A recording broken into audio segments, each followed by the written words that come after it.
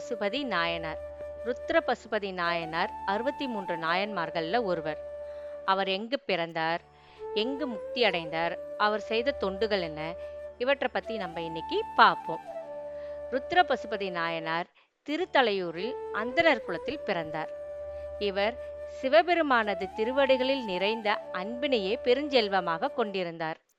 இவ்வன்பு செல்வத்தால் ஸ்ரீ ருத்திர மந்திரத்தை காதலித்து ஓதி வந்தார்.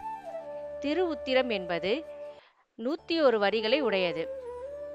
51வது வரியில் சிவாய சிவதரைய என்று திரு ஐந்தெழுத்தும் குறிப்பிடப்பட்டுள்ளது சிறப்பாகும்.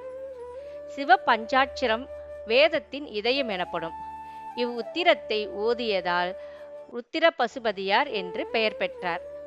இவர் தொடர்ந்து சில நாட்கள் தாமரை தடாகத்திலே கழுத்தளவு தண்ணீரில் இரவு பகலாக நின்று கொண்டு இரு கைகளையும் தலைமேல் குவித்து சிவனை மறவாத சிந்தையுடையவராய் அருமறையாகிய பயனாகிய திரு உத்திரத்தை வழுவாது போதும் நியதியுடையவராய் இருந்தார்.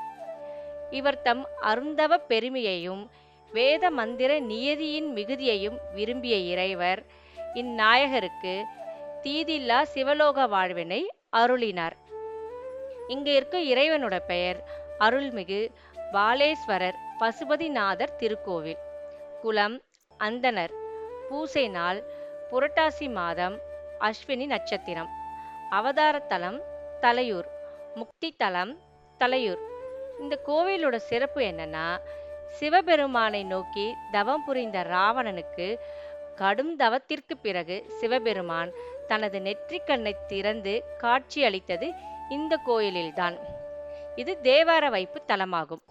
முகவரி அருள்மிகு பாலேஸ்வரர் பசுபதிநாதர் திருக்கோயில், திருத்தலையூர், காரைக்கால் சாலை, கொல்லுமாங்குடி, நாகப்பட்டினம் மாவட்டம். அமைவிடம் திருத்துறைப்பூண்டி திருவாரூர் சாலையில் கொல்லுமாங்குடியிலிருந்து காரைக்கால் செல்லும் வழியில் மாவாட்டுக்குடியை அடுத்து இந்த திருத்தலம் உள்ளது. திருத்தலையூர் என்னும் பெயரில் கொல்லுமாங்குடியிலிருந்து காரைக்கால் செல்லும் வழியில் ஓர் ஊரும், முசிறி வட்டத்தில் ஓர் ஊரும் உள்ளது. 2 தலங்களிலும் ருத்திர பசுபதி நாயனாருக்கு சிலைகள் உள்ளன.